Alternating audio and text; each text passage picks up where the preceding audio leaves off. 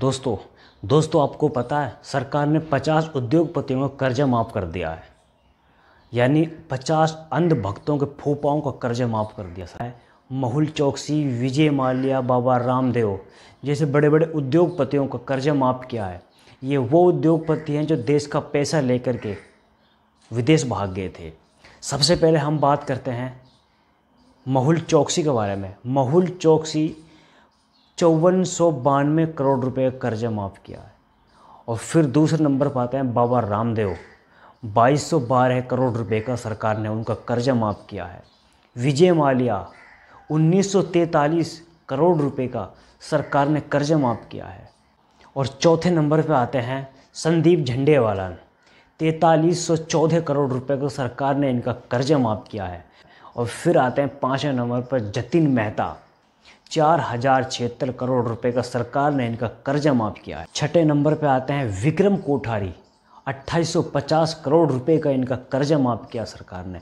और फिर आते हैं जितेंद्र सिंह, 2326 करोड़ रुपए का सरकार ने इनका भी कर्जा माफ़ किया है। ये देश के सबसे बड़े उद्योगपति हैं। ये वो उद्योगपति हैं जो पैसा लेकर के बाहर विदेश भाग गए थे और जब सरकार इनका पीछा कर रहे थे फिर ये छुप जाते हैं। आपको पता है हमारे देश में 70% गरीब जनता है और गरीब जनता में से अगर कोई भी व्यक्ति अगर 10,000 रुपये का कर्जा लेता है बैंक से तो आपको पता है लोन नहीं चुकाने पर या उसको जेल हो जाती है और या उस पर जुर्माना लगा दिया जाता है या उस पर पेनल्टी के साथ वो पैसा भरे जाते हैं। अगर वो पैसा किसी तरीक़ा से वो गरीब व्यक्ति अगर पैसा नहीं चुकाता तो उस सरकार उसको लीगल नोटिस भेजती है। हमारे देश की ये स्थिति है, आपको पता है।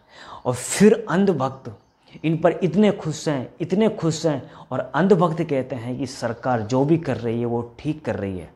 अगर एक दिन देश बर्बाद हो जाएगा, कंगाल हो जाएगा, तो फिर क्या अंधभक्त तब भी कहेंगे कि मोदी जी आगे बढ़ो, हम तुम्हारे साथ हैं। यह देश की स्थिति। और फिर हमारा देश का अंधभक्त खुश है। मैं इनके 50 लोगों की एक लिस्ट दिखाता हूं जिनका सरकार ने कर्जा माफ़ किया है। किसी का 800 करोड़ रुपए कर्जा माफ़ किया, किसी का 500 करोड़ का माफ़ किया, किसी का 2200 करोड़ का माफ़ किया, किसी को 1500 करोड़ रुपए का माफ़ किया।